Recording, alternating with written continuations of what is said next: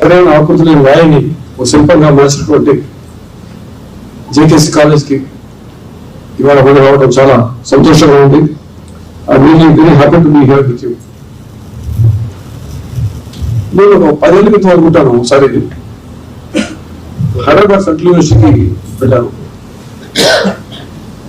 అక్కడ వీసీ గారితో మాట్లాడుతున్నప్పుడు అప్పారావు గారు మాట్లాడుతూ, ఆయన ఉంటున్నారని నాకు తెలియదు. సో మాట్లాడుతూ ఏదో స్కూల్ కాలేజ్ గురించి మాట్లాడుతూ, అసలు those days colleges used to be very different. It's very difficult to get admission in certain colleges in India. I studied in such college, JKC. I said, అలానే మీరు గుర్తురా